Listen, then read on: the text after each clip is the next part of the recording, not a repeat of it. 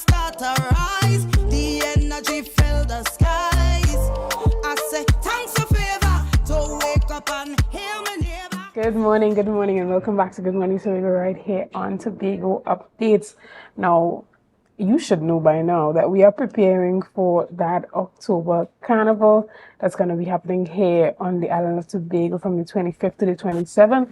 But even as we lead up to the Carnival, there's so much activity happening on the island, so much conversation happening. And this morning we are chatting with Mr. Dexter Sandy, who is the president of TOCA, the Tobago October Carnival Association. Good morning and welcome. Good morning, Shenell. Good morning to all your viewers. Right now, there's a lot that's happening. You know, there's no shortage of activities, events, to get persons engaged from all sectors. Yeah. And you have been working with a number of stakeholders to ensure that this 2024 Carnival is a success.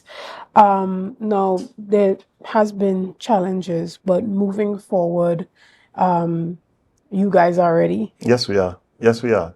Definitely the mass bands. We have been getting ready since we've launched as early as May, June. Bands have been coming out, doing their individual marketing at the various malls, plazas. I know bands have even ventured down to Trinidad and done their own individual activations on the avenue and various popular spots, right? All in an effort to get the domestic market to come to Tobago, because we know traditionally Tobagonians are not the majority on the road. So we have marketed here at home and we've gone to Trinidad. Also, we've used social media a lot through influencers and sponsored ads to really reach out to the market outside of Tobago, all in an effort to get persons interested to come and play the mass. Right, and now partnerships are extremely important, specifically for this carnival. There has been the conversation about moving away from the responsibility of the Festivals Commission and the THA to developing the festival to the point where it is mostly private sector funded and managed, similar to the Trinidad Carnival. Yeah. Do you think that enough resources are being dedicated in order to build capacity among stakeholders to have that type of move come 2025 and beyond, that the festival can stand on its own? Definitely, a lot has been done, but a lot more can be done. And in terms of the timing of when it's done, right? So we've been having discussions from as early as March this year, and we have been saying, you know, the direction of marketing is very key from 6-7 months out to make sure the world knows that Tobago Carnival is on. And even at home here, the residents on the island must have a feel and a vibe. So we need to ensure that the island displays carnival images, characters, the awareness is built here, as well as the activations on the ground need to be on a larger scale. And not only through social media, but traditional media. You know, yesterday I was in a conversation with a more mature guy, and he's like, I haven't seen anything on the traditional Express, the Sunday Express or the Guardian. In the past, you would have seen ads. Those are some of the things, some of the mediums that we should use very early up to signal that we are here. It also allows for sponsors, right? The same private sector to gather that sense of confidence in what is to come.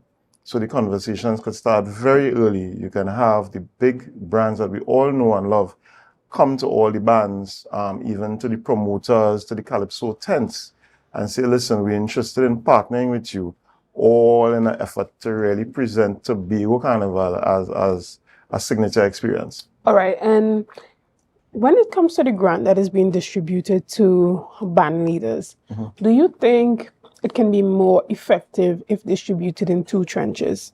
Let's say earlier up to help bands with their activation and launches, and then a second tranche that helps with the actual construction and production.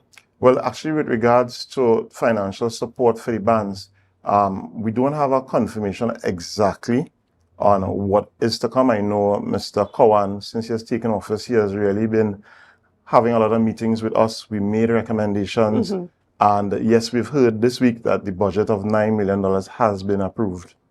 You know, I guess we'll talk a little more on that very shortly. But the support that the bands have asked for is not only financial, right? We have asked this year in particular, let us set up a stage area which mimics the Queen's Park Savannah. It's part of the presentation that we should be able to sell to masqueraders. That when you come to Tobago, not only are you parading along the waterfront, but we do have a nice stage area that gives you that spectacle and awe of you crossing a Savannah stage, right? Just to mimic that. There have been other areas in terms of enhancing what infrastructure is put on the route. Those are other areas that we have asked for support from Festival Commission to put in place, along with, yes, some financial support to bands, even if it's not all bands. There are bands that we can see have the potential and have been putting in the work from year one. And we could see where, if it is they get this additional oomph of support financially, they will be able to raise the bar a little higher in terms of what they present. Yeah? All right. And when it comes to those requests, like for instance, your request for a stage, has that been received positively? It took a lot of conversation. The buy-in was not there from day one. But I must say, since Mr. Kawan took up the CEO position, he has been able to really understand the ask and create what is called a staging area at Market Square. So even though we don't have the elevation of a stage, we do have, we did see a rendering of what is going to be presented next week. And we're okay with it for this year, but we must aspire to do something a little better next year. And that's part of the conversation we need to start from now. What do you think is the cause of much of the resistance that is being faced when new ideas to, be more innovative, creative, and expansive with the carnival comes up? It baffles us. We as an organization would meet and we would make recommendations. And as I said, we started the conversation since March. We've been meeting with Tobago Festivals Commission and the staff there, and they've really been, I would say, motivated and energized that we are starting so early. And some of the recommendations and the plans that we see would make sense for the carnival. These are practices that we have seen at other carnivals across the world. So why not mimic some of those things here to attract the international market? And when we do get the international market here, we can now immerse them in unique Tobago things. They would have agreed, but I don't know, somewhere in the system, things just paused for a while, and I think it was as March until June, we got some communication. Okay, we're working on it, but nothing has been finalized. We as bands, we're going ahead, we're planning, we're marketing, that sort of thing. And really and truly tangible goals and targets that were agreed upon really happened when the CEO was appointed, right? And that's just a month ago, right? So, I mean, at this stage, the hand is already in the lion's mouth, so we have to work with what we have, but it has never really daunted us, the mass bands, that much. We understood that we can't sit and have a dependency on the Tobago House of Assembly through the TFCL, right? We have to push our products in an effort to, one, survive, and two, really show that we can match up to any other carnival that is across the world, right? Right. I remember in the first year of the festivities, there was a uproar from the NCC about not being consulted on the Tobago Carnival, seeing that they are the national body that oversees Carnival. This year we have a new CEO in Mr. Kern Cowan saying that in 2025, there's now going to be greater collaboration and partnership with the NCC to see the success of the Tobago Carnival. Yeah. Are you in agreement with this move, and do you think it's the right way to go to help to build out the carnival? Anything that would enhance what we have done over the last 3 years, I think is the right move. So even for TFCL and NCC to have a discussion. Let's see what that brings, you know.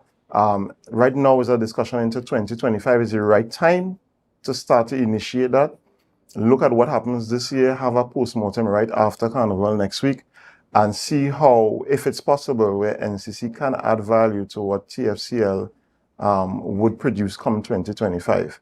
I mean, as a mask band leader, we would look for any avenue that would help to enhance the Carnival. Right. And when it comes to the actual festival and persons engaging with it, we have wanted that international audience to participate, Yes. but the international activations have not been there. Yeah. Come 2025, what is TOCA recommending in regards to engaging not only members of the diaspora, but tourists from abroad?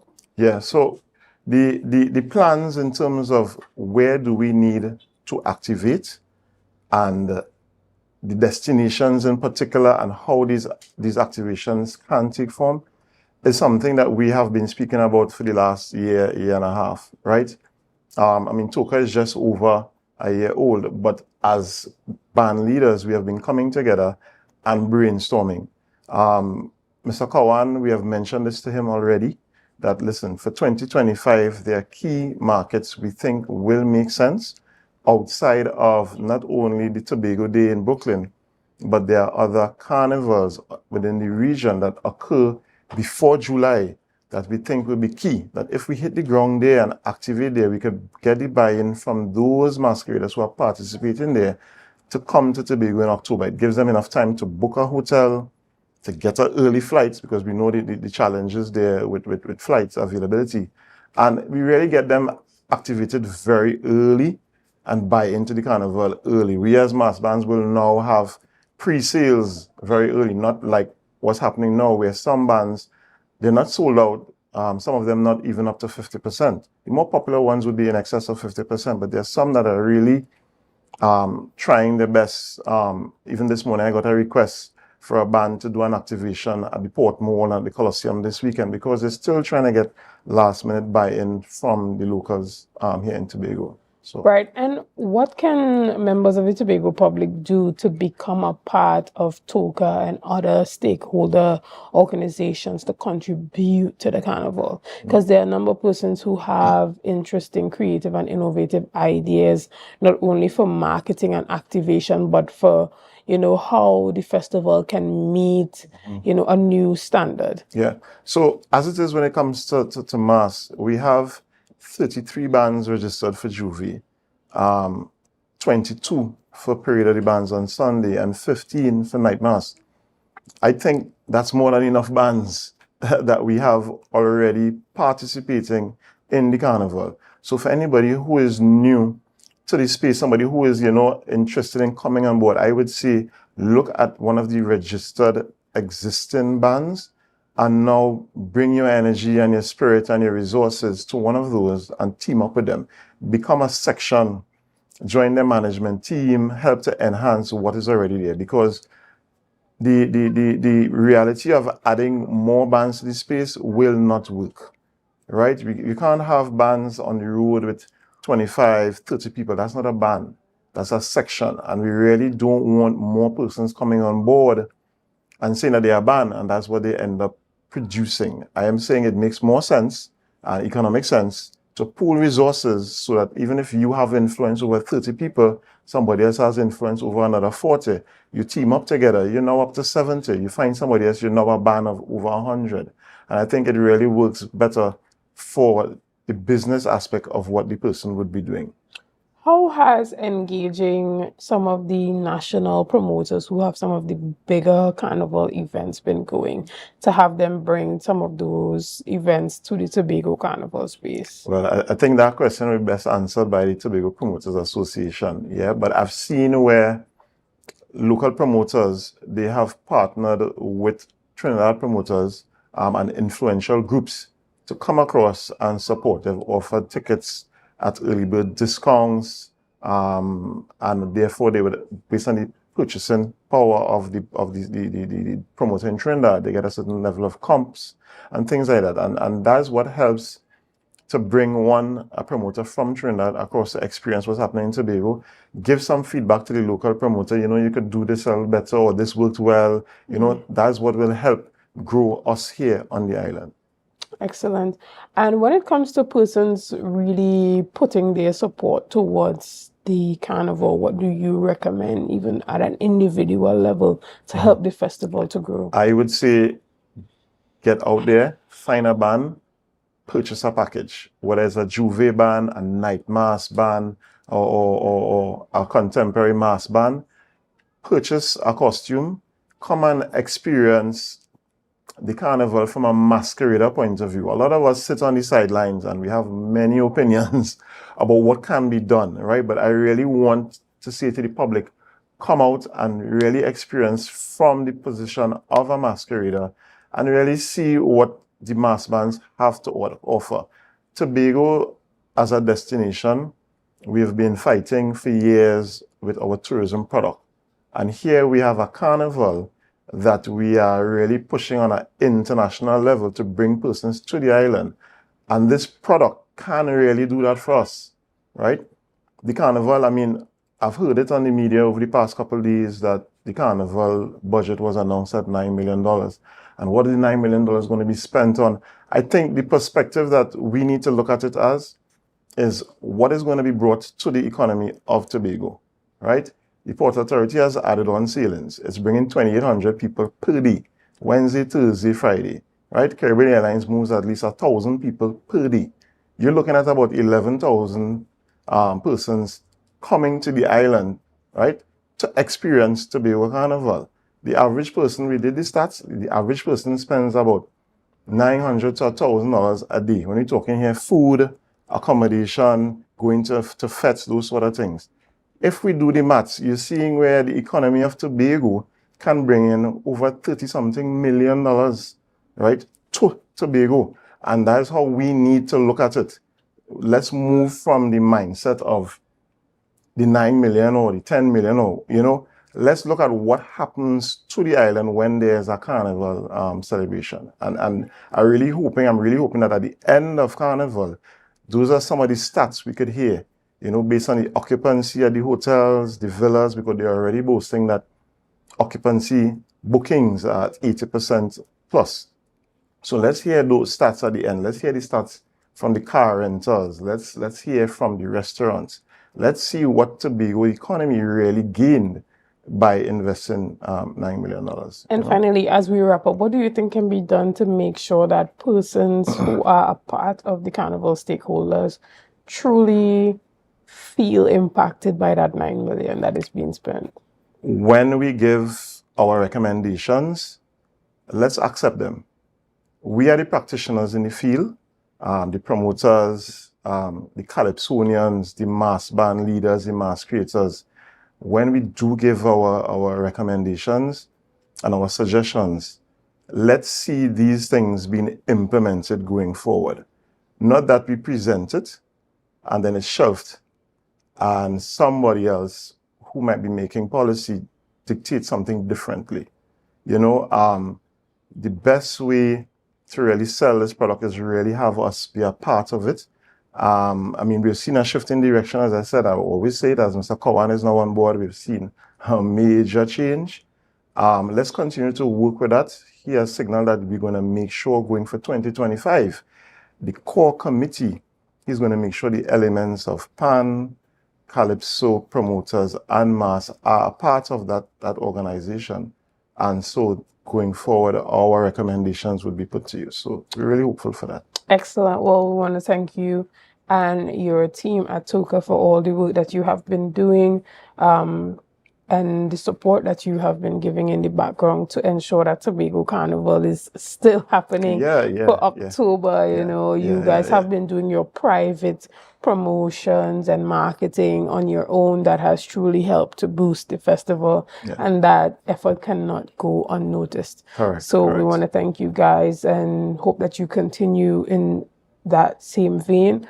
And hopefully they listen to you next year and we see some of your suggestions being implemented and the work is being done much earlier to empower and build the capacity that is needed for the festival to stand on its own as we move forward. So again, Mr. Stanley, we want to thank you again for coming on. Guys, we want to thank you for being a part of this morning's discussion. Thank you for your likes, your shares, and your comments, and all that you have been doing to make Tobago Updates the #1 broadcaster here on the island of Tobago.